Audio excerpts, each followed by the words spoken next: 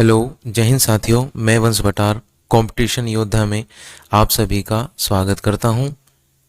जैसा कि आप सभी को मालूम है कि हम उत्तर प्रदेश स्पेशल जीके की सीरीज चला रहे हैं, जो के जितने भी आगामी एग्ज़ाम हैं, जैसे UP police constable, UP triple SC VPO, junior assistant और यूपी पीएससी, इन सभी के लिए लाभदायक होने वाली है।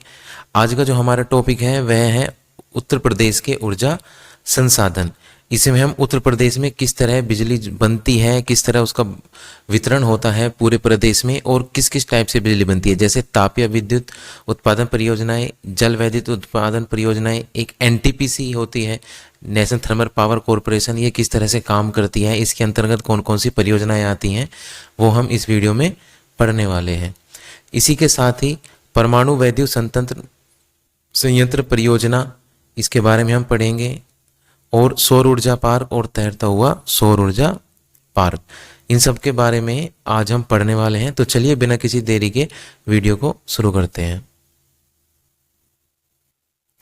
ठीक है, ऊर्जा संसाधन पढ़ने से पहले हमें पता होना चाहिए कि ऊर्जा संसाधन के जो टाइप है वो दो टाइप के होते हैं। पहला है पारंपरिक स्रोत और दूसरा है गैर पारंपरिक स्रोत। पारंपरिक स्रोत को व्यापारिक स्रोत भी कहीं जगह लिखा होता है। व्यापारिक स्रोत मतलब ऊर्जा के वे स्रोत जिनका व्यापार होता है, जैसे कोयला, लकड़ी, पेट्रोलियम और रासायनिक। ठीक है, और पारंपरिक स्रोत हम उन स्रोतों को भी कह सकते हैं जो हमारी पृथ्वी पर सीमित मात्रा में उपलब्ध है, यानी एक समय बाद अगर हम उनका उपभोग ऐसी तरह लगातार करते रहे तो एक समय बाद उनका अंत निश्चित है। जैसे कोयला, लकड़ी, पेट्रोलियम और रासायनिक स्रोत, ये सभी एक समय बाद खत्म होने ही हैं। इसके बाद आता है गैर पारंपरिक स्रोत या अव्यापारिक स्रोत। इसमें यानी वह ऊर्जा स्रोत जिनका व्यापार नहीं होता है, या फिर गैर पारंपरिक यानी जो समय के साथ खत्म नहीं होंगे, जिनके ऊर्जा के अपार भंडार हैं, जैसे सौर ऊर्जा, पवन ऊर्जा, जैव ऊर्जा, जल ऊर्जा, भूतापीय ऊर्जा आदि। ठीक है, अब हम देखते हैं उत्तर प्रदेश में जो विद्युत का उत्पादन है और वितरण है, उससे संबंधित तीन बहुत ही ज़्यादा महत्वपूर्ण संस्थान हैं। उन संस्थान के बारे में हम जान लेते हैं। पहला है उत्तर प्रदेश राज्य विद्युत उत्पादन निगम लिमिटेड। जैसा कि नाम से स्पष्ट है, विद्युत उत्पादन निगम लिमिटेड, यानी इसमें विद्युत का उत्पादन होता है इसके अंतर्गत। ठीक है, दूसरा है उत्तर प्रदेश जल विद्युत उत्पादन निगम लिमिटेड। इसमें जल से विद्युत जो बनाई जाती है उसके उत्पादन के लिए जो निगम है वो है उत्तर प्रदेश जल विद्युत उत्पादन निगम लिमिटेड। इसी के अंतर्गत तो ऊपर वाला जो हो गया हमारा उत्तर प्रदेश राज्य विद्युत उत्पादन निगम लिमिटेड, इसमें तो मुख्यतः जो कोयले से और गैस से ऊर्जा बनती है, जितने भी उसके अंतर्गत परियोजनाएं हैं वो उसके तहत आते हैं। और दूसरा उत्तर प्रदेश जल विद्युत उत्पादन निगम लिमिटेड, इसके अंतर्गत जो परियोजनाएं आती हैं वो आती हैं जल विद्युत परियोजनाएं। ठीक है, और इन दोनों से जो बिजली बनती है उसका जो वितरण होगा कि उसका किस तरीके से कौन वितरण करता है और उसका जो राजस्व इकट्ठा करने का काम है वो है Uttar Pradesh power corporation limited. इसको यूपी पीसीएल भी बोल देते हैं। ठीक है, शॉर्टकट में यूपी पीसीएल। चलिए, इसी के साथ जैसे पावर वितरण हमने अभी बताया है ऊपर कि यूपीपीसीएल में वैद्युत वितरण का काम है। यूपीपीसीएल के अंतर्गत भी कुछ छोटी छोटी कंपनियां, ठीक है, वितरण कंपनियां बनाई गई हैं, उनके बारे में हम पढ़ लेते हैं। जैसे पहली हमारी जो कंपनी है वो है पूर्वांचल वैद्युत वितरण निगम लिमिटेड। इसको हम PUVVNL भी बोल देते हैं, और इसका जो हेडक्वार्टर है वो वाराणसी में है। सेकंड है हमारी पश्चिमांचल वैद्युत वितरण निगम लिमिटेड, इसको हम PVVNL बोल देते हैं, और इसका जो हेडक्वार्टर है वो मेरठ में है। नेक्स्ट है मध्यांचल विद्युत निगम लिमिटेड MVVNL, और इसका जो हेडक्वार्टर है वो लखनऊ में है। नेक्स्ट है दक्षिणांचल वैद्युत वितरण निगम लिमिटेड, इसका हेडक्वार्टर आगरा में है। और नेक्स्ट है हमारी कानपुर वैद्युत वितरण कंपनी कैस्को, और इसका जो हेडक्वार्टर है वो कानपुर नगर में है। ये इंपॉर्टेंट है, इनके हेडक्वार्टर मालूम होने चाहिए। इसी के साथ इनकी जो शॉर्ट फॉर्म है, कई जगह क्वेश्चन में क्या होता है शॉर्ट फॉर्म लिखी होती है, तो वो भी हमको मालूम होना चाहिए। चलिए नेक्स्ट है हम अब हम पढ़ते हैं कि जलीय वैद्युत उत्पादन जो है वो किस तरह से जल से वैद्युत बनती है, वो पढ़ेंगे। और उसके बाद उत्तर प्रदेश में कौन कौन सी जलीय वैद्युत परियोजनाएं हैं उसके बारे में हम विस्तार से पढ़ेंगे। ठीक है, तो पहला जो हमारा टॉपिक है वो है जलीय वैद्युत उत्पादन परियोजना। इसमें जो विद्युत का उत्पादन होगा वो जल द्वारा होता है। इसमें जल की, ये इंपॉर्टेंट पॉइंट है, साइंस से रिलेटेड पॉइंट है, अगर आपके एग्जाम में जनरल साइंस भी आती है अगर जीके में, ठीक है, तो उसके तहत ये जल की स्थितिज ऊर्जा का प्रयोग करके वैद्युत उत्पादन किया जाता है। यानी जल को हम क्या करते हैं, जल की जो स्थिति के कारण ऊर्जा होती है उसी को बोलते हैं जल की स्थितिज ऊर्जा। वो हम अगली स्लाइड में समझेंगे स्थितिज ऊर्जा होती क्या है। ठीक है, इसमें मुख्यतः बांध बनाकर जलीय वैद्युत परियोजना स्थापित की जाती है। इसमें क्या है, अगर जल से हमें वैद्युत उत्पादन करना है तो उसके लिए मुख्यतः बांध बनाए जाते हैं और तब उससे विद्युत का उत्पादन किया जाता है।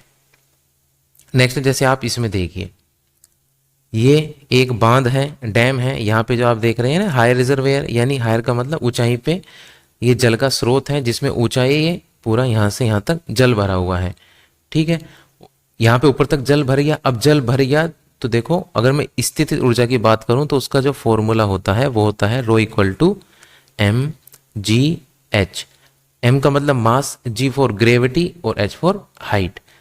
ठीक है, यानी अगर किसी भी वस्तु का मास ज़्यादा होगा और उसकी ग्रेविटी ज़्यादा होगी और ज़्यादा हाइट पे होगा तो उसकी स्थितिज ऊर्जा उतनी ही ज़्यादा होगी। अब क्योंकि आप यहाँ पे देख रहे हो ये जो जल है, ठीक है, हाई रिजर्वेयर है, नीचे से यहाँ से ज़्यादा हाइट पे है ऊपर की तरफ, ठीक है, और यहाँ से नीचे की तरफ पानी फ्लो हो रहा है। अब जब जल ऊपर की तरफ होता है तो उसके अंदर स्थितिज ऊर्जा ज़्यादा होती है, क्योंकि बहुत ज़्यादा जल एक ही जगह इकट्ठा हो जाता है तो इसलिए उसका मास भी बढ़ जाता है, एम की वैल्यू भी बढ़ जाती है और हाइट भी इसकी ज़्यादा हो जाती है। तो यानी पूर्ण रूप से जो जल होता है उसकी स्थितिज ऊर्जा, जब हम डैम बनाते हैं, बैंड बनाते हैं, ठीक है, बांध बनाते हैं, तो उसमें वो बढ़ जाती है। अब बांध से धीरे धीरे ऐसे नीचे की तरफ जल रिस कर आता है और यहाँ पे आप ध्यान से देखिए, ये टरबाइन लिखा हुआ है, ये जो होते हैं यहाँ ये टरबाइन के ब्लेड होते हैं। जैसे ही जल इनसे टकराता है टरबाइन के ब्लेड राउंड राउंड घूमते हैं। और टरबाइन के ब्लेड राउंड राउंड घूमेंगे तो टरबाइन की शाफ्ट घूमेगी, जो ये वाली शाफ्ट है, ये आप देख पा रहे हैं इसके ऊपर ये जो शाफ्ट है। इसके बाद ये शाफ्ट जनरेटर में लगी हुई है। जैसे हमारे घर में नॉर्मल जनरेटर का एक बार पहिया घूम गया, शाफ्ट घूम गई पहिए की, तो जनरेटर क्या करता है, उसी से बिजली बनाता है। तो यही होगा, पहले जब जल आएगा, जल से इसके टरबाइन की पंखड़ी घूमेंगी, पंखड़ी से क्या होगा, पंखड़ी से जनरेटर की शाफ्ट घूमेगी, जनरेटर जो है वो वहाँ से वैद्युत का उत्पादन करेगा, बिजली बनाएगा। और इसके बाद यहाँ पे ये ट्रांसफॉर्मर रखा हुआ है, ठीक है, ये जो है ट्रांसफॉर्मर क्या करेगा, उस जो बिजली है उसके वोल्टेज को हाई करेगा और यहाँ पे ये बिजली के पावर, ठीक है, यहाँ से जो हमारे घरों तक बिजली की जो पावर है वो पूरी सप्लाई हो जाएगी। इस तरह से जल के द्वारा जो विद्युत का उत्पादन है वो किया जाता है। मुख्यतः डैम बना के ही या बांध बना के ही किया जाता है। ठीक है, अब हम देखते हैं कि उत्तर प्रदेश में मुख्य जल वैद्युत परियोजनाएं कौन कौन सी हैं। देखिए, सबसे ज़्यादा जो इम्पोर्टेंट है वो है रिहंद जल वैद्युत परियोजना। अब ये इम्पोर्टेंट क्यों है वो समझिए, क्योंकि यह राज्य की सबसे बड़ी परियोजना है। रिहंद जल वैद्युत परियोजना ही राज्य की सबसे बड़ी जल वैद्युत परियोजना है। इसी के साथ अब ये है कहाँ पे, ये है सोनभद्र में। कहाँ पे है, सोनभद्र में है, और सोनभद्र में भी एक पिपरी नामक स्थान है वहाँ पे स्थित है। इसी के साथ इसको गोविंद वल्लभ पंत सागर बांध भी कहा जाता है। इसी के, क्योंकि ये जिस डैम पे बनी है, जिस बांध पे बनी है, उस बांध को रिहंद बांध भी कहते हैं। साथ में ही उस बांध को गोविंद वल्लभ पंत सागर बांध भी कहते हैं। और इसी बांध के साथ एक कृत्रिम आर्टिफिशियल झील बनाई हुई है जिसका नाम क्या रखा गया है, गोविंद वल्लभ पंत सागर झील। अभी क्वेश्चन क्या आता है कि गोविंद वल्लभ पंत सागर बांध कहाँ है, तो आप कहेंगे सोनभद्र में है। गोविंद वल्लभ पंत सागर की झील कहाँ है, वो भी कहाँ पे है, सोनभद्र में है। ठीक है, और ये जो रिहंद जल वैद्युत परियोजना है, ये जो रिहंद नाम आया है क्योंकि ये रिहंद नदी के ऊपर बनी हुई है, इसलिए इसको नाम दिया गया है रिहंद जल वैद्युत परियोजनाएं। इसकी जो हाइट है वो कुल 91 मीटर, ठीक है, 91 मीटर है। और इसकी कुल जो वैद्युत क्षमता है वो 300 मेगावाट है। इसमें 50-50 मेगावाट की कुल 6 इकाइयाँ, 6 यूनिट लगाई गई है। तो उन सबको मिला के इसकी जो कुल वैद्युत उत्पादन क्षमता है वो 300 मेगावाट है, ठीक है। और ये हम बता ही चुके हैं कि यह राज्य की सबसे बड़ी जल वैद्युत परियोजना है। अब ये देखो, ये देख पा रहे हो आप ऊपर की तरफ ये जो डैम है, ठीक है, ये डैम जो है ये नीचे वाला, ये जो ऊपर वाला फोटो है ये फोटो है उसके उद्घाटन के दिवस का, और नीचे जो है ये आज का फोटो है कि आज जो है वो रिहंद डैम कैसा दिखता है। ये इतना ऊंचा है, ठीक है, ऊपर यहाँ तक जल भरा पड़ा होता है इसमें, और इसके नीचे से जल थोड़ा थोड़ा रिसता रहता है, और उसमें टरबाइन लगी होती है यहाँ पे, ठीक है। और यहाँ से आप ये अगर देख पा रहे होंगे इलेक्ट्रिक पोल भी है। और ये जो ऊपर वाले फोटो में, अब मैं आपको एक्स्ट्रा जानकारी है, ठीक है, जैसे ये आप देख पा रहे हैं शख्स कौन है, यह है पंडित जवाहरलाल नेहरू। इन्होंने ही रिहंद का जो बांध है उसका उद्घाटन किया था। चलिए नेक्स्ट हमारी जो परियोजना है वो है माता टीला जल वैद्युत परियोजना। अब माता टीला जल वैद्युत परियोजना, इसको हम याद कैसे रखना है, किस नदी पे है और कहाँ पे है। माता टीला को ऐसे पढ़ना, माता रोटीला, माता रोटी ला। अब माता रोटी कहाँ से लाती हैं, माता रोटी तवा से लाती हैं, तवा से लाती हैं। इसका मतलब माता टीला किस नदी पे है, बेतवा नदी पे है। किस नदी पे है, बेतवा नदी पे है। और जब आप माता से कह रहे हो माता रोटी ला, अब ये कोई बोलने का तरीका थोड़ी है, पूरे रोटी की तरह ललायित हो रहे हो, ठीक है। तो माता जी कहेंगी कि पूरा ललायित ही हो रहा है रोटी के लिए, तो माता रोटीला ललायित हो रहा है। और माता रोटी कहाँ से लेके आएंगी, तवे से लेके आएंगी। तो बेतवा नदी पे है और ललायित हो रहा है वो रोटी के लिए, इसलिए कहाँ पे है, ललितपुर में है। ये याद रखने की ट्रिक है, आप ऐसे याद रख सकते हैं कि माता रोटीला, माता रोटी कहाँ से लेके आएगी, तवे से लेके आएंगी, तो बेतवा नदी पे है। और जो लड़का है जो अपनी माता से कह रहा है वो रोटी के लिए क्या हो रहा है, ललायित हो रहा है, तो ललायित से ललितपुर। और ललितपुर जो है आप भी जानते हैं कि मध्य प्रदेश, उत्तर प्रदेश मध्य प्रदेश की जो बाउंड्री है, सीमा पर स्थित है। तो यह उत्तर प्रदेश और मध्य प्रदेश के आपसी सहयोग से निर्मित योजना है, ठीक है। और दोनों के राज्यों के जो आपस के जिले हैं उनमें ये विद्युत की सप्लाई प्रदान करती है। इसकी जो कुल वैद्युत उत्पादन क्षमता है वो 30.6 मेगावाट है, और इसकी जो बांध की ऊंचाई है वो 35 मीटर है।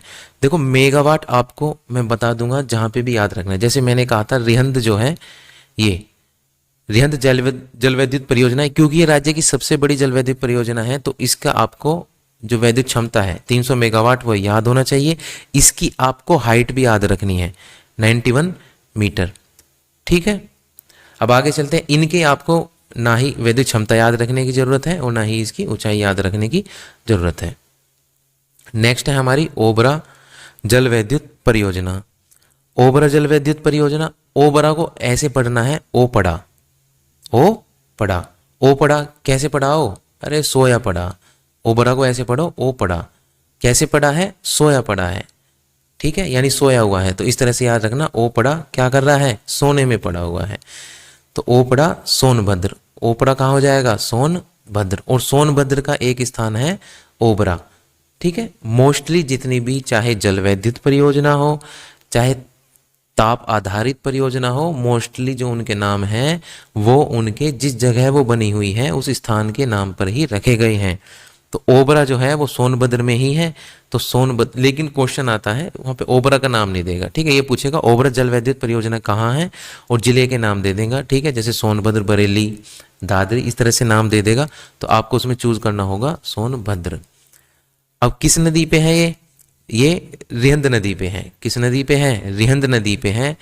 जहाँ पे आपकी रिहंद परियोजना है उसी से 22 किलोमीटर दूर ओबरा जल वैद्युत परियोजना है। किस नदी के ऊपर है, रिहंद नदी के ऊपर ही है।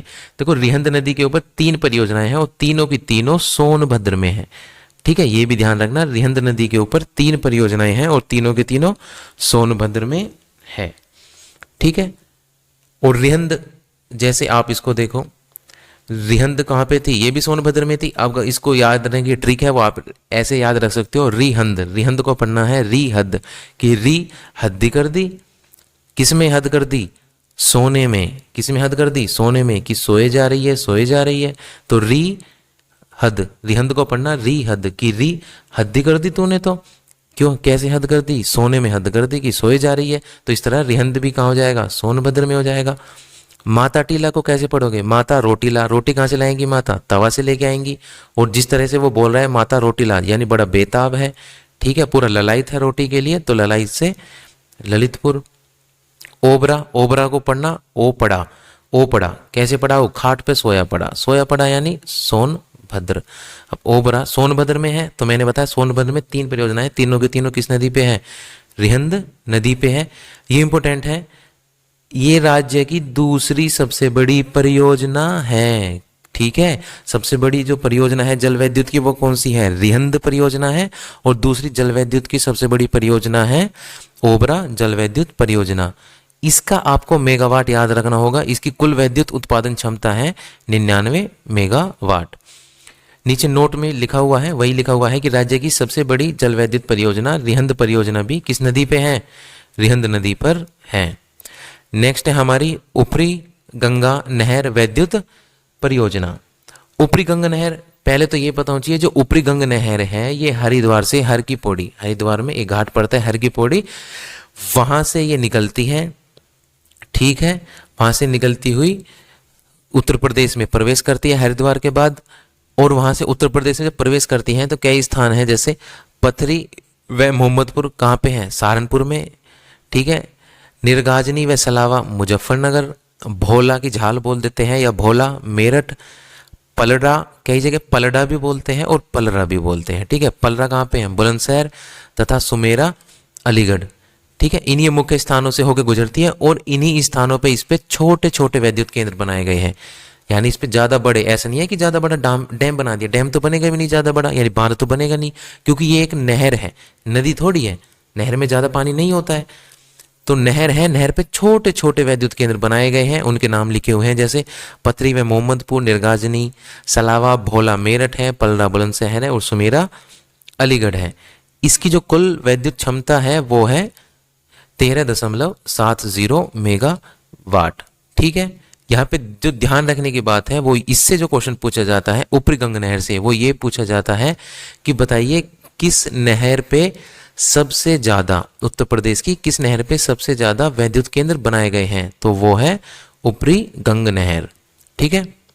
नेक्स्ट है खारा जल विद्युत परियोजना।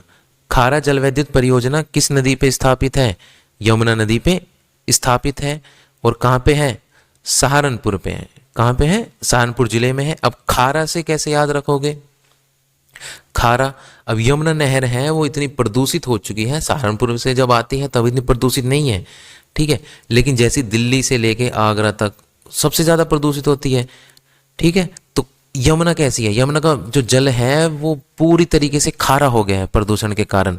तो खारा जल विद्युत परियोजना किस नदी के ऊपर है, यमुना नदी के ऊपर है, और किस जिले में है, सहारनपुर जिले में है। अब सहारनपुर को कैसे याद रखोगे, यमुना का जल इतना खारा हो चुका है कि यमुना को अब लोगों के सहारे की जरूरत है। किसकी जरूरत है, लोगों के सहारे की जरूरत है उसको साफ रखने के लिए। तो ऐसे आप याद रख सकते हो कि खारा जल किसका है, यमुना का, और यमुना को किसकी जरूरत है, सहारे की जरूरत है, तो सहारनपुर। इसकी कुल विद्युत उत्पादन क्षमता 72 मेगावाट है, ठीक है। नेक्स्ट है राजघाट जल विद्युत परियोजना।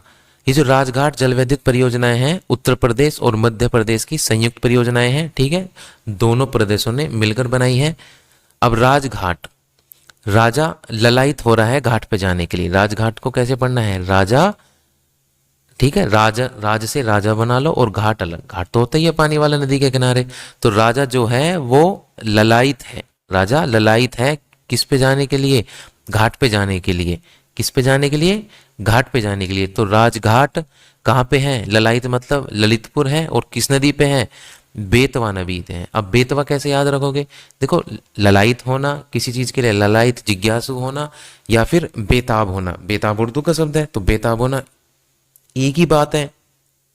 तो राजघाट यानी जो राजा है वो घाट पे जाने के लिए क्या है, बिल्कुल बेताब है और बिल्कुल ही ललायत है, ठीक है। तो राजघाट परियोजना जल विद्युत परियोजना कहाँ पे है, ललाइत से ललितपुर और बेतवा नदी पर है। इसकी जो कुल ऊंचाई है वो 43.80 मीटर है। तो चलिए नेक्स्ट है हमारी पारीछा या परीक्षा जलविद्युत परियोजनाएं। अब परीक्षा, ठीक है, देखिए इसको ये ध्यान रखना है, पारीछा आए चाहे परीक्षा है ये एक ही शब्द है। कई किताबों में परीक्षा लिखा हुआ है लेकिन होता जो है वो पारीक्षा ही होता है, पारीछा, PARICHA, ठीक है। अब पारीछा जो कहाँ पे है, झांसी में है और किस नदी पर है, बेतवा नदी पर है। अब कैसे याद रखोगे, देखो आजकल जो परीक्षा हो रही है, आजकल जो परीक्षा हो रही है, परीक्षा के नाम पे जो युवा हैं उनको क्या दिया जा रहा है, झांसा दिया जा रहा है। क्या दिया जा रहा है, झांसा दिया जा रहा है। तो परीक्षा से क्या हो जाएगा, झांसी हो जाएगा। अब झांसा कैसे दिया जा रहा है, लोग उनको कहते हैं कि आप मुझे 2 लाख रुपए तो मैं आपकी परीक्षा क्लियर कराऊंगा, लेकिन कराते कुछ नहीं है, ठीक है।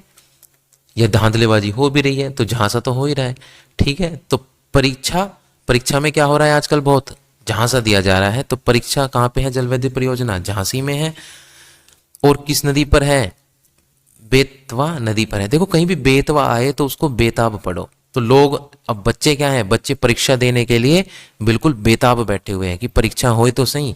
जैसे यूपी पुलिस की परीक्षा पहले ही एक बार एग्जाम हो चुका है, वो लीक हो गया था, तो अब बच्चे दोबारा से तैयारी कर रहे हैं। तो बच्चे क्या रहते हैं, एग्जाम इतनी देर देर में होते रहते हैं, कई कई महीनों सालों निकल जाते हैं, एग्जाम नहीं हो रहे हैं। तो बच्चे क्या है, परीक्षा देने के लिए बेताब है। तो किस नदी पर है, बेतवा नदी पर है। और परीक्षा लेने के नाम पे क्या किया जा रहा है, उनके साथ झांसा दिया जा रहा है।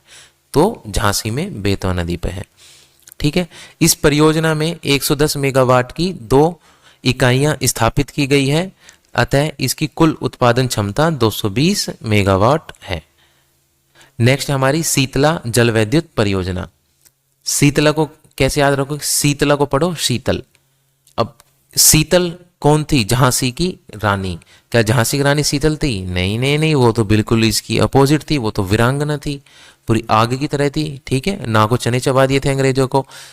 तो जब भी आपको याद रखो कि शीतल जलविद्युत परियोजना, जब भी पढ़ोगे तो शीतल पढ़ना, क्या पढ़ना, शीतल। तो खुद प्रश्न पूछना कि शीतल कौन थी, तो आएगा झांसी की रानी, क्योंकि जिलों में कुछ ही तो जिले हैं जिनमें नाम आ रहा है लोगों का। तो झांसी की रानी, शीतल कौन थी, झांसी की रानी थी, ठीक है, लेकिन असलियत में नहीं थी, लेकिन आपको पढ़ना है शीतल यानी कूल, कौन थी शीतल, झांसी की रानी, ठीक है। और झांसी में भी कहाँ पे है शीतल जलविद्युत परियोजना, झांसी के मोठ नामक स्थान पे है। इसकी इतनी बड़ी वैद्युत उत्पादन परियोजना नहीं है, इसकी जो कुल वैद्युत उत्पादन क्षमता है वो 3.6 या 3.6 मेगावाट है।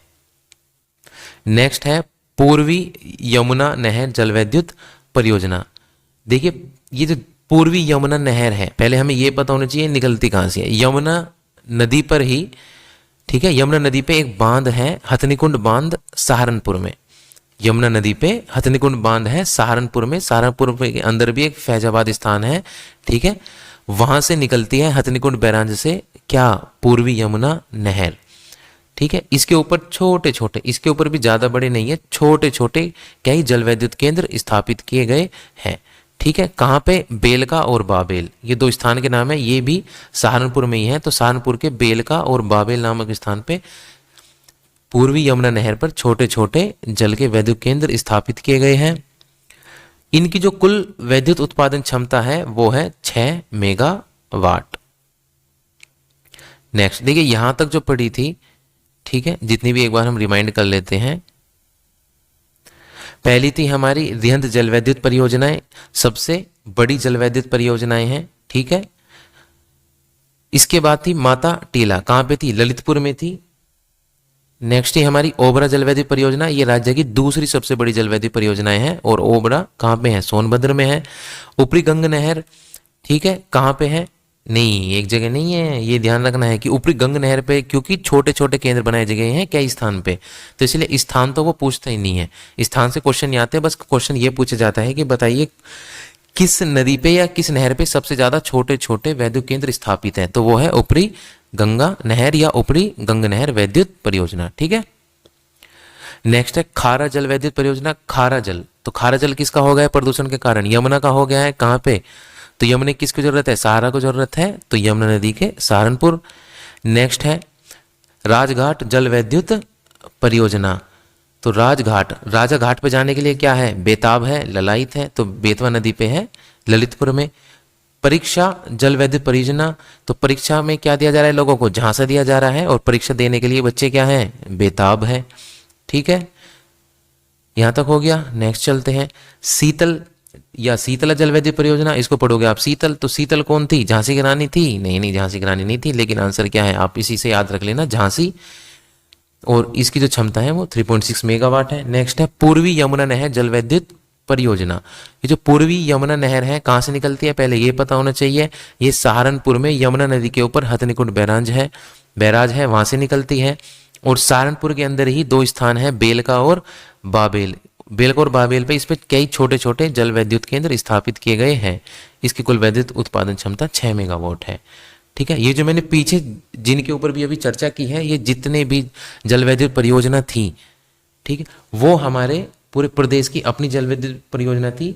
लेकिन देखो, अगर मैं जल से बनने वाली बिजली की बात करूं, ठीक है, हमारे जो प्रदेश में जितने भी बिजली की खपत होती है उसका जो मोस्टली पार्ट है वो हमें तापीय कोयले से प्राप्त होता है। जो कोयले से ऊर्जा या वैद्युत ऊर्जा बनती है उससे प्राप्त होता है। जल से ज़्यादा बिजली नहीं बनती है। ठीक है, तो जल से ज़्यादा बिजली नहीं बनती है, इसलिए इनके आप अगर देखेंगे तो 6 मेगावाट इनकी क्षमता देखिए, 6 मेगावाट, 3.6, ठीक है, 220, 13.70, इधर नीचे 72। इनकी जो मेगावाट है, इनकी वैद्युत उत्पादन क्षमता बहुत कम है। ज़्यादा जो वैद्युत उत्पादन क्षमता होती है वो तापीय संयंत्र जो होते हैं हमारे, जो कोयले से चलते हैं, उनकी होती है। अब जो हम आगे पढ़ने वाले हैं, ये जितनी भी जैसे टिहरी, श्रीनगर, ये जो परियोजनाएं हैं ये हमारे उत्तर प्रदेश में नहीं है, लेकिन जल परियोजना ये उत्तर प्रदेश से बाहर है, दूसरे प्रदेश में है, लेकिन यहां से हमें वैद्युत प्राप्त होती है। ठीक है, तो पहली है जल वैद्युत परियोजना। यह परियोजना भागीरथी तथा भिलांगना नदी के संगम पर, कहाँ पे, टिहरी पे, उत्तराखंड में स्थापित है।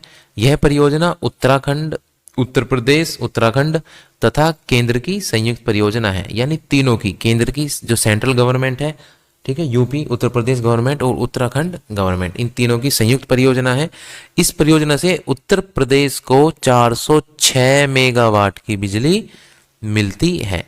ठीक है, एक प्लस पॉइंट ये है कि जो टिहरी, मैं आपको बता देता हूँ, आपको चिपको आंदोलन हुआ था सुंदरलाल बहुगुणा ने, ठीक है, स्टार्ट किया था। तो चिपको आंदोलन है वो जो टिहरी जल विद्युत परियोजनाएं हैं, जब टिहरी जल विद्युत परियोजना बनाने के लिए जो बांध बनाया जा रहा था, उसी के अपोज में, बांध बनाने के लिए वहां पे पेड़ काटे जा रहे थे काफी बड़ी मात्रा में, तो उसी के अपोज में जो सुंदरलाल बहुगुणा थे उन्होंने चिपको आंदोलन चलाया था। नेक्स्ट है श्रीनगर जल विद्युत परियोजना। श्रीनगर जल विद्युत परियोजना कहाँ पे है, श्रीनगर में। ये जम्मू कश्मीर वाला श्रीनगर नहीं है, ये उत्तराखंड का श्रीनगर है। उत्तराखंड में पौड़ी गढ़वाल के श्रीनगर में है। ठीक है, यह जो परियोजना है ये उत्तर प्रदेश और एक प्राइवेट कंपनी है अलकनंदा हाइड्रो पावर, ठीक है, इन दोनों ने संयुक्त रूप से बनाई है। इसकी कुल वैद्युत उत्पादन क्षमता 330 मेगावाट है। ठीक है, और ध्यान देने योग्य ये बात है कि इसका कुल उत्पादन का 12% उत्तरांचल या उत्तराखंड को मिलता है और उसका शेष उत्तर प्रदेश को मिलता है। अब आप कहोगे ये जो परियोजना थी ये तो उत्तर प्रदेश की और प्राइवेट कंपनी थी, तो उत्तरांचल को क्यों मिल रहा है? अरे उत्तरांचल को इसलिए मिल रहा है क्योंकि स्थापित कहाँ पे है, स्थापित तो पौड़ी गढ़वाल उत्तराखंड में ही है ना, तो इसका कुछ भाग जो है, जब बिजली जो बनती है उसका 12% भाग उत्तराखंड को या उत्तरांचल को दे दिया जाता है।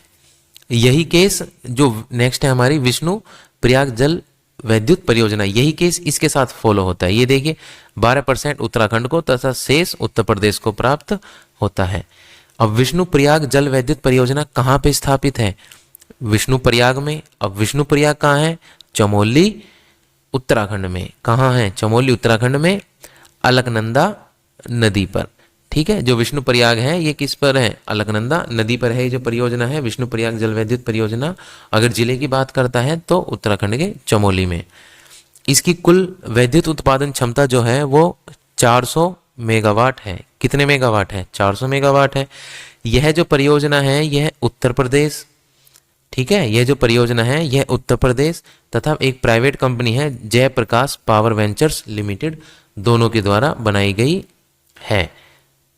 और ये मैं बता ही चुका हूँ कि इसका जो 12% हिस्सा है वो उत्तराखंड को मिलता है और शेष उत्तर प्रदेश को मिलता है। यहाँ पे हमारा जो एंड हो गया है जल की विद्युत उत्पादन परियोजना का। अब हम पढ़ेंगे तापीय वैद्युत उत्पादन परियोजना। जैसा कि नाम से स्पष्ट है, तापीय वैद्युत उत्पादन परियोजना, तो इसमें जो वैद्युत का उत्पादन होगा वो ताप के द्वारा होगा। किसके द्वारा होगा? ताप के द्वारा होगा। बिना ताप के वैद्युत का उत्पादन नहीं होगा। ठीक है, उत्तर प्रदेश में अधिकतम वैद्युत उत्पादन की जो परियोजनाएं हैं वो कौन सी हैं? वो तापीय ही है। इसके लिए बड़े बड़े ऊर्जा संयंत्र का निर्माण किया जाता है। बिल्कुल सही है। ताप की सहायता से, अब इसमें होता क्या है, इसमें जल होता है जिसको ताप की सहायता से भाप बनाया जाता है, उसकी स्टीम बनाई जाती है, और वो जो स्टीम है उसकी सहायता से जो टरबाइन है, टरबाइन की पंखड़ी होती है, ब्लेड होते हैं, टरबाइन के ब्लेड घुमाए जाते हैं और उससे फिर जनरेटर की शाफ्ट घूमती है और उससे बिजली का उत्पादन किया जाता है, जैसा कि हमने पीछे जल वाले में भी पढ़ा था। अब आप इस इमेज में देखिए, ठीक है, ये कोयले का सोर्स है, यहाँ पे कोई भी, यहाँ से कोयला आ रहा है। ठीक है, ये भट्टी दिख रही है आपको, ये फर्नेस, फर्नेस का मतलब होता है भट्टी, ये जो जल रही है येलो कलर की, ये भट्टी है, इसके अंदर यहाँ से कोयला आ गया। ठीक है, ये भट्टी जलेगी तो भट्टी का धुआं निकलेगा। ठीक है, धुआं निकल के यहाँ से ऊपर चला जाएगा। ठीक है, ये चिमनी है। इतना काम हो गया। अब स्टीम कैसे बनती है, भाप कैसे बनती है, ये देखो, यहाँ से ये ऐसे ऐसे ये पानी जा रहा है, ये जो आप देख रहे हैं डार्क ब्लू जो है ये पानी है। ठीक है, ठंडा पानी है। ये ठंडा पानी जैसे ही अंदर जाएगा ऐसे, ठीक है, जैसे ही अंदर जाता है तो गर्म होता है, तो गर्म होने के बाद इतना गर्म हो जाता है ये पूरा भाप में बदल जाता है। जब पानी ज़्यादा गर्म हो जाता है अधिक ताप पे तो ये भाप में बदल जाता है। ठीक है, तो ये जो व्हाइट दिख रहे हैं आप, ये भाप को दर्शा रही है, स्टीम को। तो यहाँ से जो भाप है ये इधर से जाएगी, काफ़ी हाई प्रेशर के साथ जाती है ये भाप, ऐसे जाएगी। और यहाँ ये जो दोनों हैं ये ब्लेड लगे हुए हैं, किसके? टरबाइन के ब्लेड है। और जब भाप इनके ऊपर पड़ती है, जब भाप पूरे प्रेशर के साथ इनके ऊपर पड़ती है तो वो ब्लेड को घुमाती है, और यहाँ से जब ब्लेड घूमेगा तो ये टरबाइन घूमेगा। टरबाइन की जो शाफ्ट है आप देख रहे हो पीछे, ये यहाँ पे ये देख रहे हो, ये क्या है? ये है जनरेटर। क्या है ये? जनरेटर है। जब इसकी शाफ्ट घूमेगी तो जनरेटर घूमेगा, जनरेटर घूमेगा तो क्या बन जाएगी? बिजली बन जाएगी। क्या बन जाएगी जी? बिजली बन जाएगी। अब बिजली तो बन गई, ठीक है। उसके बाद यहाँ से ये तार जा रहे हैं, ये ट्रांसफार्मर में जा रहे हैं। ट्रांसफार्मर क्या करेगा? वो जो उसकी जो वोल्टेज है उसको हाई वोल्टेज करेगा, और यहाँ से ट्रांसमिशन लाइन यानी जो पोल होते हैं, पोल के सहारे विद्युत की सप्लाई हो जाती है। ठीक है, अब देखो इसमें एक ही जल का बार बार यूज होता रहता है। वो अब कैसे, वो यहाँ समझो। सेम वही प्रोसेस है। यहाँ पे कोयला डाला गया, ठीक है, कोयला डाला गया, उसमें कोयले में जब आग लगेगी, ठीक है, वो जलेगा, तो यहाँ से ये चिमनी लगी हुई है, यहाँ से धुआं निकल जाएगा। सही है। अब यहाँ पे देखो कोयले में यहाँ से ये एरो दिख रही है ना, ये एरो, ठीक है, यहाँ से ठंडा जला रहा है। ये जो ब्लू कलर है ये दिखा रहा है जो जल है वो ठंडा जल है। ये ठंडा जल आ रहा है, जैसे ही ये भट्टी में आएगा, फर्नेस में भट्टी में आएगा तो रेड हो गया, रेड दिखा रहा है कि ये जो जल है वो पूरा गर्म हो गया और भाप में बदल गया। ये रही स्टीम टर्न्स दी टरबाइन। ठीक है, भाप में बदल गया। अब ये भाप आगे जाएगी और ये लगे हुए हैं यहाँ पे टरबाइन के ब्लेड। जैसे ही ये भाप हाई प्रेशर के साथ टरबाइन के ब्लेड पे पड़ेंगी तो टरबाइन का ब्लेड घूमेगा, ब्लेड घूमेगा तो ये है हमारा जनरेटर। तो ये जो ब्लेड हैं वो किस पे लगे हुए हैं? जनरेटर की शाफ्ट पे लगे हुए हैं। ठीक है, तो ब्लेड घूमेंगे तो जनरेटर की शाफ्ट घूमेगी, जनरेटर घूमेगा। जनरेटर जब घूमेगा तो क्या बनाएगा? जनरेटर का काम ही है बिजली बनाना, और जनरेटर से बिजली बनेगी और ऐसे यहाँ से पोल के सहारे हमारे घरों तक पहुँच जाती है। इतना काम हो गया। मैं आपको यहाँ पे ये तो मैं पीछे भी बता चुका हूँ। इस चित्र में मुझे ये बताना है कि ये जो पानी, इसमें एक ही पानी बार बार यूज होता रहता है। ठीक है, अब यहाँ पे ये देखो, जब भाप इन पे ब्लेड पे पड़ती है ना, ठीक है, तो संघनन की क्रिया होती है, और संघनन की क्रिया के कारण वो ठंडी हो जाती है। ठीक है, थोड़ी सी, पूरी ठंडी नहीं होती, थोड़ी सी ठंडी हो जाती है और वो पानी में बदल जाती है भाप दोबारा। अब उसी पानी को देखो, यहाँ से दिख रहा है पानी अभी गर्म है, भाप पानी में बदल गई लेकिन पानी ठंडा नहीं हुआ है, पानी अभी गर्म है, इसलिए यहाँ पे रेड कलर दिखा रहा है। और पानी जाएगा इसमें, ऊपर देख रहे हो ये जो यूनिट है, ठीक है, इसमें पानी जाएगा, और इसका काम ही है इस यूनिट का पानी को ठंडा करना। इनको बोलते हैं, ये जो यूनिट है इनको बोलते हैं कूलिंग टावर्स। क्या बोलते हैं इनको?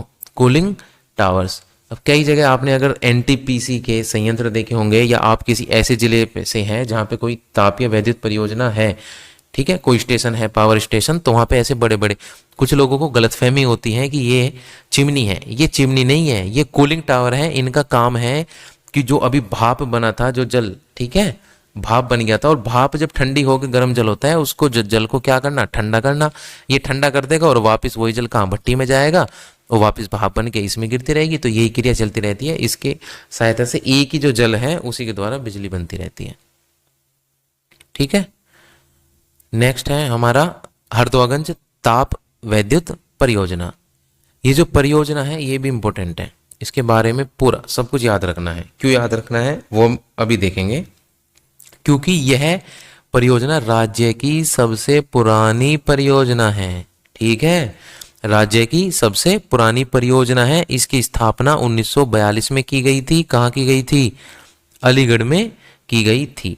अब हरदुआ और अलीगढ़ कहाँ पे है? हरदुआगंज अलीगढ़ में। कैसे याद रखोगे?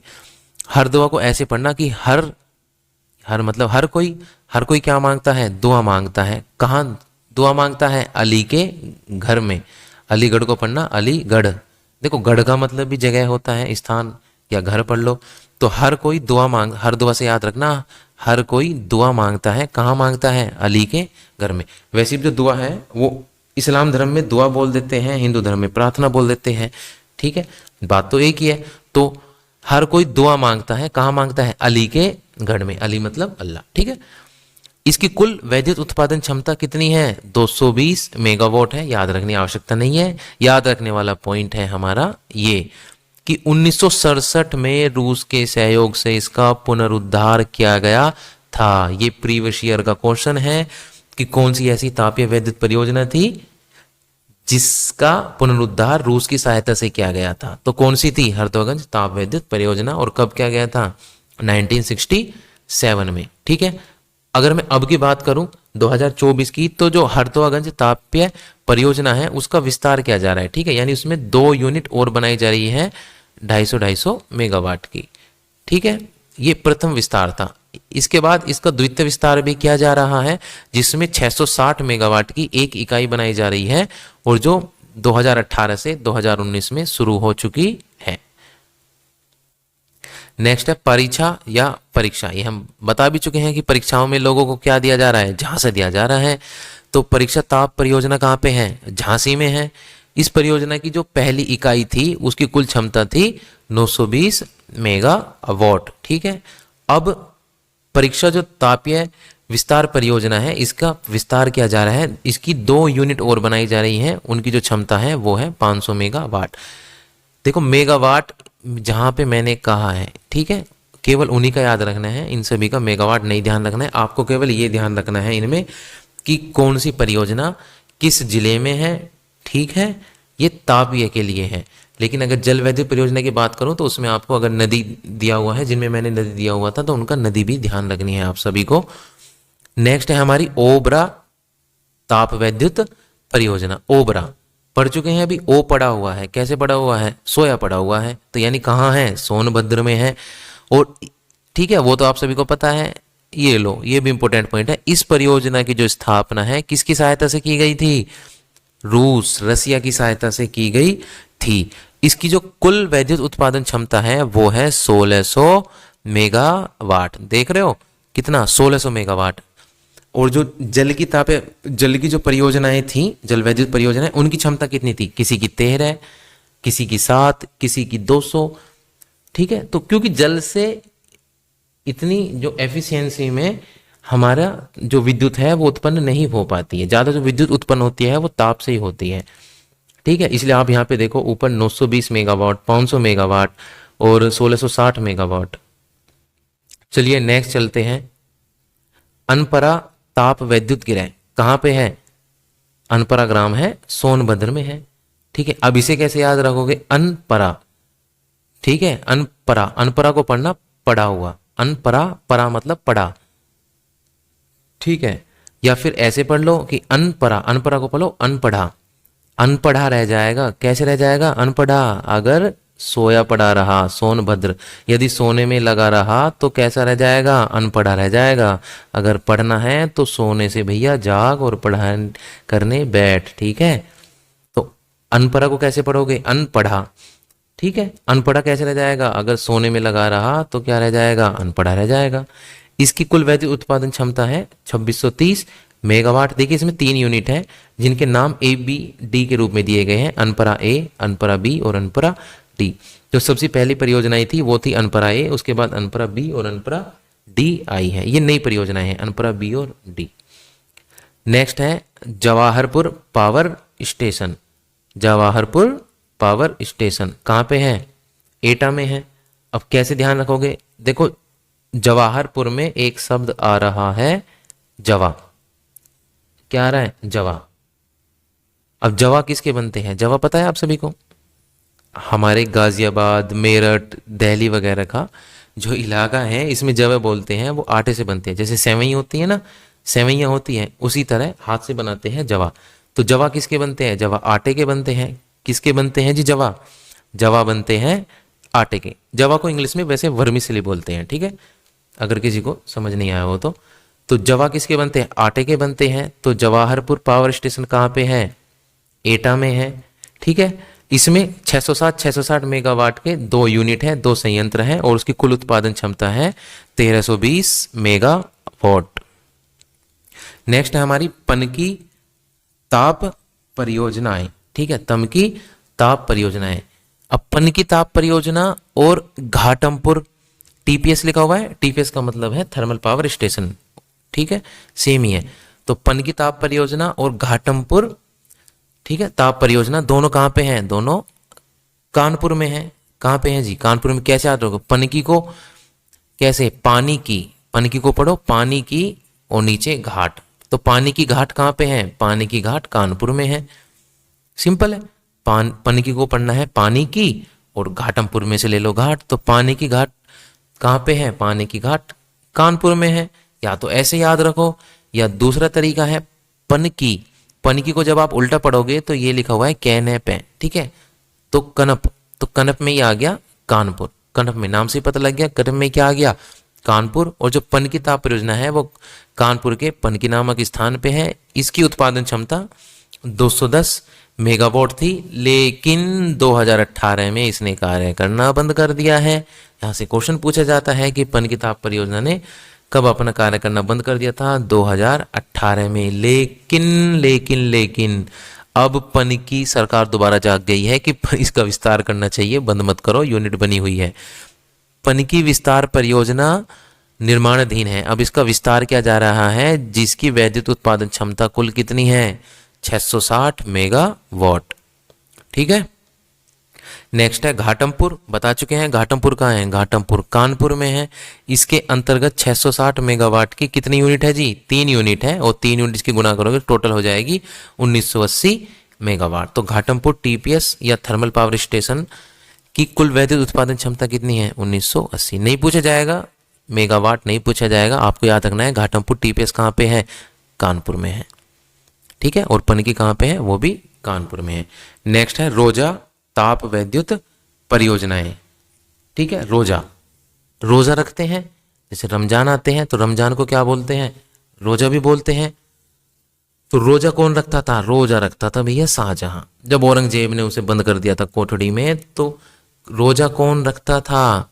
शाहजहां, ठीक है। रोजा कौन रखता था? शाहजहां। ध्यान रखना, रोजा भी इस्लाम धर्म में ही है, रखे जाते हैं, ठीक है, एक तरीके का व्रत होता है। तो रोजा कौन रखता था? शाहजहां रखता था। तो रोजा कहाँ पे है? उत्तर प्रदेश के शाहजहांपुर में है। इसकी कुल उत्पादन क्षमता 1200 मेगावाट है। लेकिन 2 क्वेश्चन है, एक यहाँ से आएगा और एक है यह रिलायंस ग्रुप द्वारा अधिग्रहित है, ठीक है। यानी पूरी की पूरे तरीके से कैसी परियोजना है ये प्राइवेट परियोजना है। कैसी परियोजना है जी? प्राइवेट परियोजना है पूरी की पूरी। तो रोजा ताप वैद्युत परियोजना किसके अधिग्रहण में है? रिलायंस की। आर से रोजा, आर से रिलायंस, बस याद रखने का आसान है। नेक्स्ट है ललितपुर ताप वैद्युत गृह। नाम से पता है ललितपुर है, तो ललितपुर में है, 1980 मेगावाट है इसकी कुल उत्पादन क्षमता। लेकिन पूछा क्या जाएगा क्वेश्चन कि ललितपुर ताप वैद्युत गृह किस ग्रुप द्वारा या किस कंपनी द्वारा अधिग्रहित है, बताओ किसके द्वारा है, बजाज के द्वारा।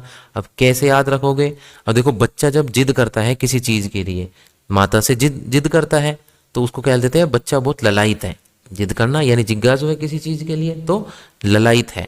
अब बच्चा ललायित है तो हमारे यहाँ गांव में कहते हैं कि ज्यादा जिद मत करें वरना मम्मी क्या करेंगी, बजा देंगी। मम्मी क्या करेंगी भैया, बजा देंगी। मम्मी के सामने ज्यादा जिद मत करो, ठीक है। तो ललितपुर से अगर ललायित होंगे तो मम्मी क्या करेंगी, बजा देंगी। तो बजा देंगी मतलब बजाज ग्रुप। नेक्स्ट है बारा संगम ताप वैद्युत गृह, नाम में ही आ रहा है संगम, ठीक है। तो संगम कहाँ पे है, प्रयागराज में है, आसान है। इसकी कुल उत्पादन क्षमता 1980 मेगावाट है, लेकिन किस ग्रुप द्वारा है अधिग्रहण, ये टाटा ग्रुप द्वारा इसका अधिग्रहण किया गया है। अब टाटा से कैसे याद रखोगे, 12 दिख रहा है तो 12 और टाटा, जैसे बोलते हैं ना टाटा बाय बाय, तो बस ऐसे ही ध्यान रखना टाटा बाय बाय। तो टाटा के द्वारा जो अधिग्रहण है किस परियोजना का है, बाय बाय। बाय बाय मतलब 12 संगम का। नेक्स्ट है देखो, कुछ ताप वैद्युत परियोजनाएं ऐसी हैं, ठीक है, जो एनटीपीसी के तहत आती है। एनटीपीसी की फुल फॉर्म है national thermal power corporation, Hindi में इसको बोल देते हैं राष्ट्रीय ताप वैद्युत निगम, ठीक है। सरकारी कंपनी है, पीएसयू है। तो उत्तर प्रदेश में एनटीपीसी की टोटल 7 इकाइयां हैं। कितनी है, 7 इकाइयां है फिलहाल, और 3 निर्माणाधीन है, ठीक है। कितनी निर्माणाधीन है, 3। अब पहली की बात करूं मैं, पहली है दादरी ताप वैद्युत परियोजनाएं। देखो ताप वैद्युत परियोजनाएं की मैं इसको स्टार्ट करने से पहले ये भी बता देता हूं कि 2 तरीके से ताप वैद्युत परियोजनाएं चलती हैं। एक तो कोयला वाला, मैंने आपको डायग्राम में भी बताया था, ठीक है, इमेज में दिखाया था आपको किस तरह से बिजली बनती है। उसमें कोयले के साथ साथ देखो गैस के द्वारा भी बनती है, कम बनती है, ठीक है, लेकिन गैस के द्वारा भी बिजली बनाई जाती है, ठीक है। ताप वैद्युत परियोजनाएं गैस के द्वारा भी टरबाइन घुमाए जाते हैं, ठीक है। यानी कोयले की जगह केवल वही है, गैस यूज करो, गैस से पानी को गर्म करो और वैसे ही वो जलेगी, तो गैस। लेकिन क्वेश्चन यहां से आते हैं कि बताइए एनटीपीसी की कौन कौन सी परियोजनाएं हैं जो गैस से चलती है। तो ये ध्यान रखना है आपको, आगे हम पढ़ेंगे तो ध्यान रखते चलना कि किस किस परियोजना में गैस है, ठीक है। चलिए शुरू करते हैं। पहला है हमारी दादरी ताप वैद्युत परियोजना, ठीक है। कहाँ पे है, दादरी में है। दादरी कहाँ पे है जी, गौतम बुद्ध नगर डिस्ट्रिक्ट में है। कोयले के साथ साथ इसकी कुछ इकाई किससे संचालित होती है, गैस से भी संचालित होती है। इसकी कुल वैद्युत उत्पादन क्षमता 2650 मेगावाट है, ठीक है। इसमें भी मेगावाट किसी की उत्पादन क्षमता याद रखने की जरूरत नहीं है, बस याद रखना कि वो उसका स्थान परियोजना, कौन सी परियोजना कहाँ पे है, और वो अगर गैस से चल रही है तो वो भी ध्यान रखना है, ठीक है। तो दादरी में गैस है, हाँ जी बिल्कुल है। नेक्स्ट हमारे रिहंद ताप वैद्युत केंद्र। रिहंद ताप वैद्युत केंद्र कहाँ पे है, जहाँ पे रिहंद जल वैद्युत परियोजना थी तो वहीं पे क्या है, रिहंद ताप वैद्युत केंद्र है सोनभद्र में। कैसे याद किया था, रिहंद को पढ़ना था रिहद कि अरी हद्दी कर दी, कैसे हद कर दी, सोने में हद कर दी, बहुत सो गया अभी तो रिहद कर दी सोने में, तो सोनभद्र। इसकी कुल वैद्युत उत्पादन क्षमता है 3000 मेगावाट। देखिए मेगावाट जो है ये यूपी पीसीएस के लिए सही है, लेकिन अगर आप यूपी पुलिस के लिए या वीपीओ या जूनियर असिस्टेंट के लिए तैयारी कर रहे हैं तो उसमें इतनी गहराई में क्वेश्चन नहीं पूछे जाते हैं, ठीक है। नेक्स्ट है फिरोज गांधी ऊंचाहार ताप वैद्युत परियोजनाएं। ये इसका पूरा नाम है, या कई जगह इसको किताबों में भी आप देखोगे तो केवल ऊंचाहार ताप वैद्युत परियोजना भी कहा जाता है। कहाँ पे है, ऊंचाहार में ही है। कहाँ पे है, ऊंचाहार कहाँ पे है, रायबरेली में स्थित है। और इसकी जो कुल वैद्युत उत्पादन क्षमता है वो है 1550 मेगावाट, 1550 मेगावाट, ठीक है। नेक्स्ट है हमारी टांडा ताप वैद्युत गृह। टांडा ताप वैद्युत गृह, टांडा को ऐसे पढ़ना, टांडा का ले लेना डा, तो डा में क्या आ गया, डॉक्टर। डा किसके नाम के आगे लगाते, डॉक्टर के नाम के आगे, और डॉक्टर कौन थे, डॉक्टर भीमराव अंबेडकर, ठीक है। तो टांडा का क्या लेना है, टांडा का डा लेना है, डा मतलब टांडा यानी टा डॉक्टर, तो डॉक्टर कौन थे, अंबेडकर साहब। तो यह परियोजना कहाँ पे है, अंबेडकर जिले में है। इसकी कुल वैद्युत उत्पादन क्षमता 1760 मेगावाट है, ठीक है जी। नेक्स्ट है आंवला ताप विद्युत परियोजना कहाँ पे है? बरेली में है।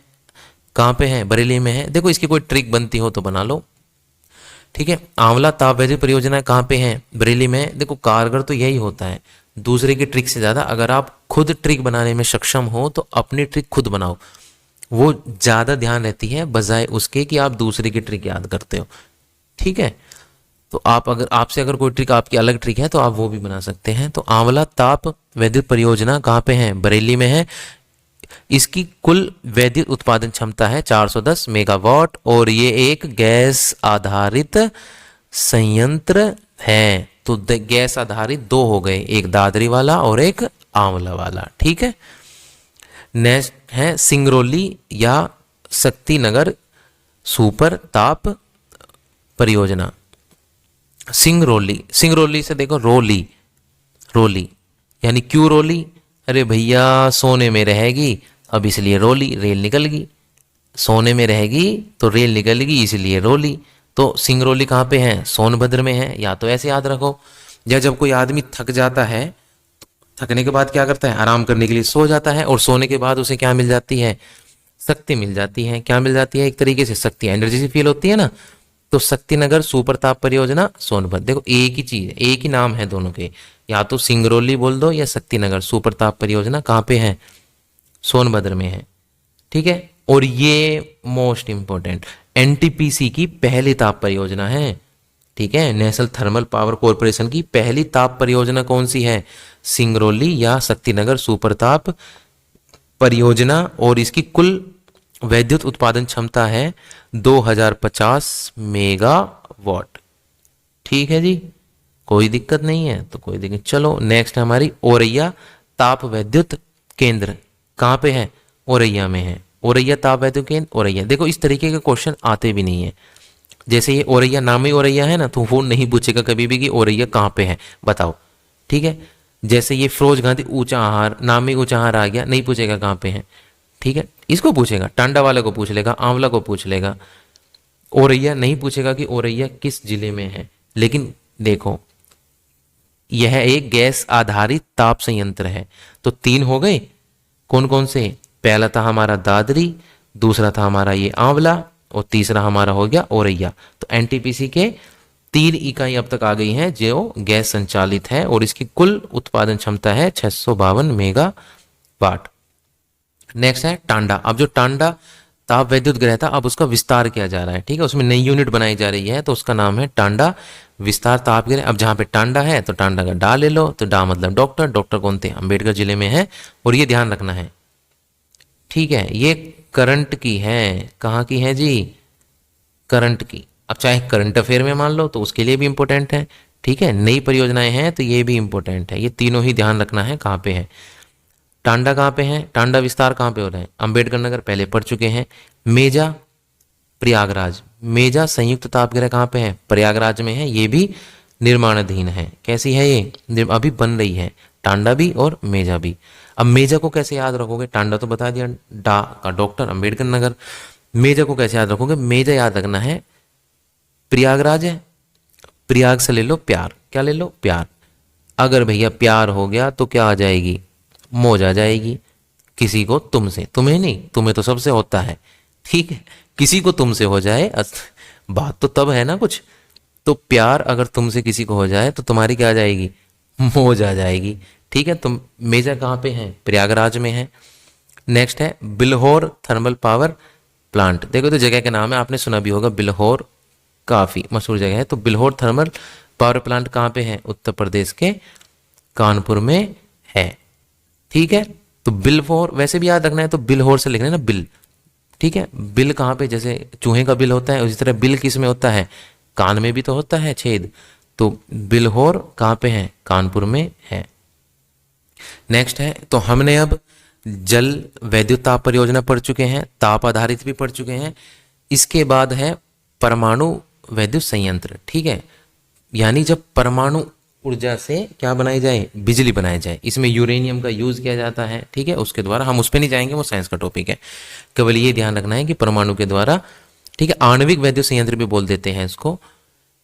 एक ही है पूरे प्रदेश में, केवल एक ही है, उसका नाम है नरोरा परमाणु विद्युत संयंत्र। कहाँ पे है जी? नरोरा बुलंदशहर में है। भारी जल आधारित है, क्योंकि जो यूरेनियम होता है जब वो रिएक्शन करता है, ठीक है, यूरेनियम जब रिएक्शन करता है तो उसकी रिएक्शन की चैन बनती चली जाती है।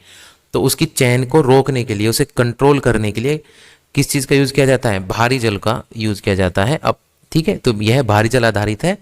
भारी जल को ड्यूटेरियम भी बोल देते हैं, इसका फॉर्मूला है D2O, ठीक है। और यह संयंत्र जो है गंगा नदी के किनारे है। किस नदी के? गंगा नदी के किनारे है। इसकी कुल वैद्युत उत्पादन क्षमता 440 मेगावाट है। ध्यान रखना है, क्यों ध्यान रखना है? क्योंकि राज्य की एकलौती परमाणु वैद्युत संयंत्र है, तो उसका मेगावाट आपको ध्यान रखना है। इसकी कुल वैद्युत उत्पादन क्षमता है 440 मेगावाट। लेकिन अब इसकी दो इकाइयां और बन रही है इसमें, नहीं, कितने कितने मेगावाट की? 220 मेगावाट की, ठीक है। इसकी कुल उत्पादन क्षमता में 10% भाग राजस्थान का है। कितना? 10% भाग है इसकी कुल उत्पादन क्षमता में राजस्थान का, ठीक है। अब हम कुछ मोस्ट इंपोर्टेंट टॉपिक है जो बिल्कुल ठीक है, फैक्ट है, केवल यहां से सीधे क्वेश्चन लगते हैं, तो इनको क्लियर करते हैं। उत्तर प्रदेश नवीन एवं नवीकरणीय ऊर्जा विकास प्राधिकरण, जिसको यूपी नेडा भी बोलते हैं, कब गठन हुआ था इसका? 1983 में हुआ था।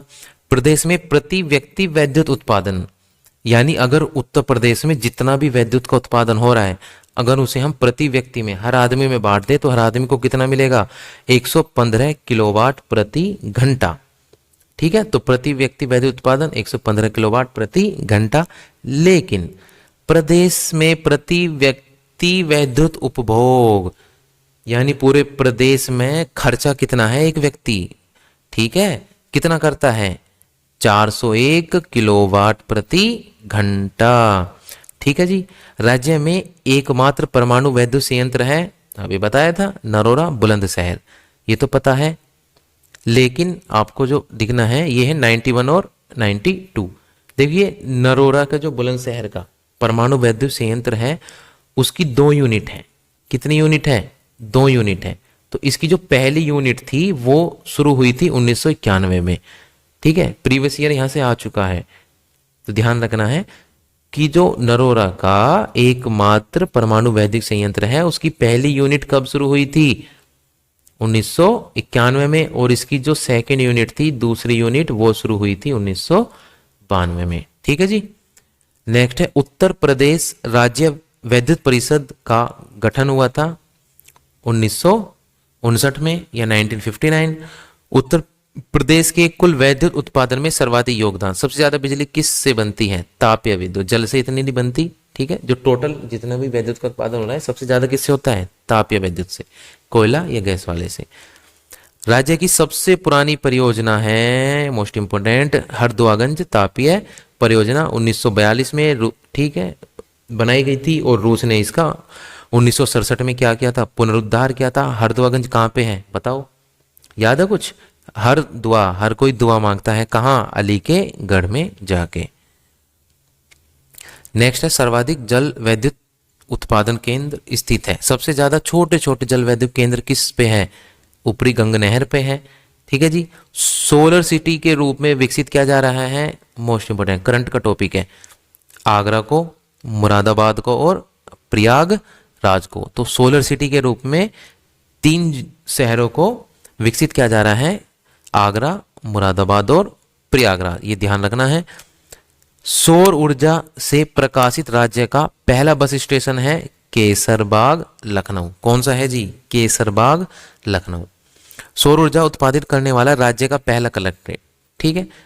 कौन सा पूरा कलेक्ट्रेट है जिसके ऊपर सोलर पैनल लगा दिए गए हैं, वो बाहर से ऊर्जा नहीं ले रहा है, सोलर पैनल की ऊर्जा का यूज कर रहा है, वो है लखनऊ कलेक्ट्रेट।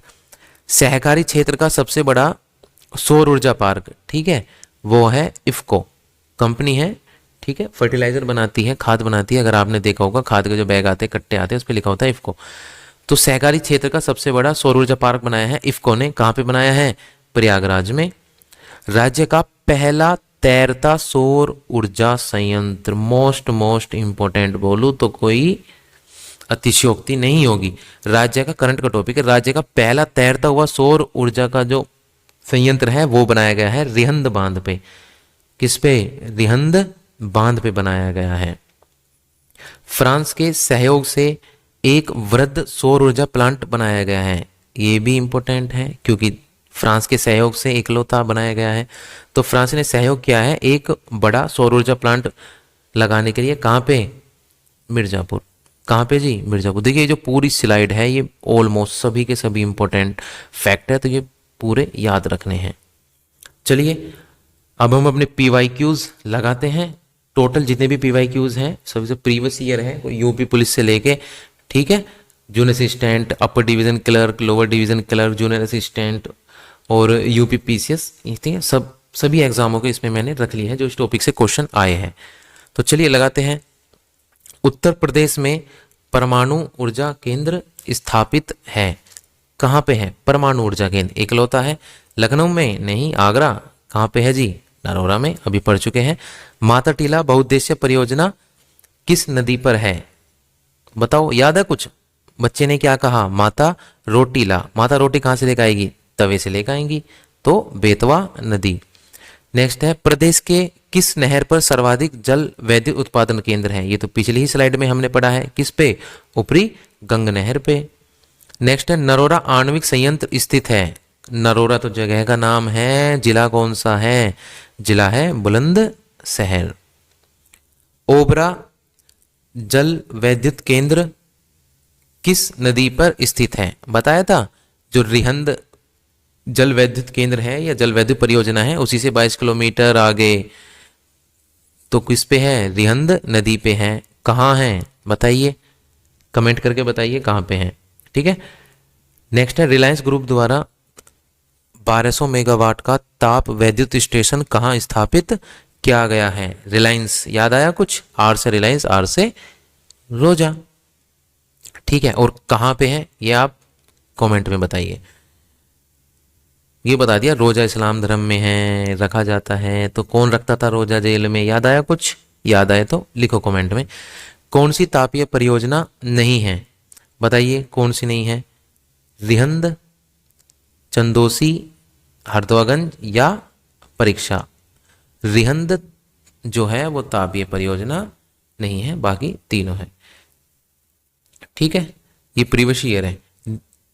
निम्न में से कौन एनटीपीसी का तापीय संयंत्र नहीं है?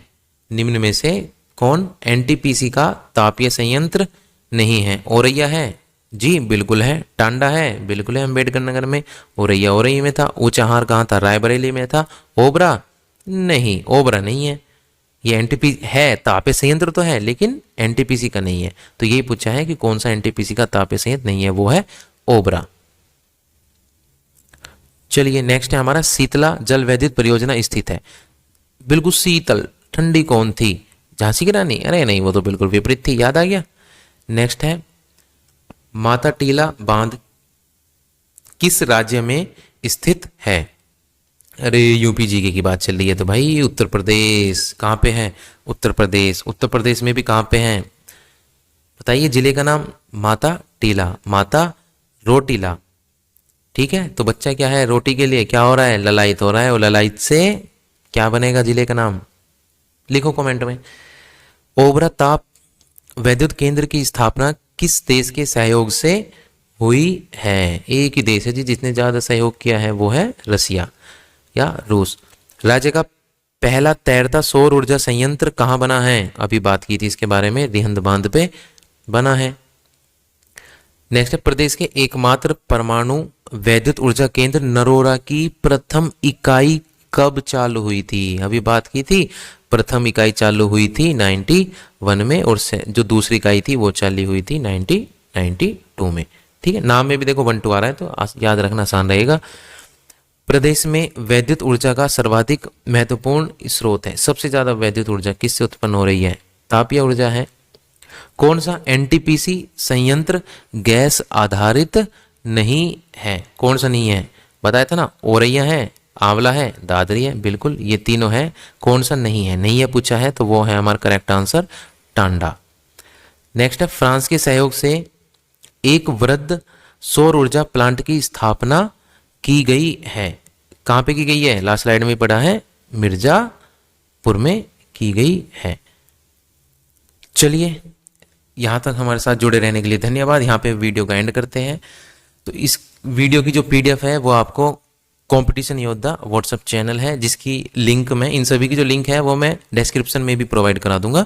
तो आप वहाँ से PDF प्राप्त कर सकते हैं व्हाट्सएप चैनल से या फिर टेलीग्राम चैनल से। अगर आपकी कोई क्वेरी है तो आप इंस्टाग्राम पे कनेक्ट कर सकते हैं @competition योद्धा या @वंश बटार। ठीक है, अगर आपको ईमेल है आप इस पे ईमेल कर सकते हैं। अगर आपको वीडियो पसंद आया है तो लाइक करो, अगर पसंद आया है तो इसको अपने दोस्तों के साथ शेयर करो, अपने जो सहपाठी हैं उन्हें भी, ठीक है, सेंड करो। अपना कोई सुझाव है, ठीक है, आपका कोई सुझाव है आप कमेंट में लिखो, आपका जो अनुभव है वो भी कमेंट में लिखो। और अगर आपने चैनल सब्सक्राइब नहीं किया है तो फर्दर अपडेट के लिए चैनल सब्सक्राइब करो। तब तक के लिए मिलते हैं नेक्स्ट वीडियो में। टेक केयर, बाय बाय, जय हिंद।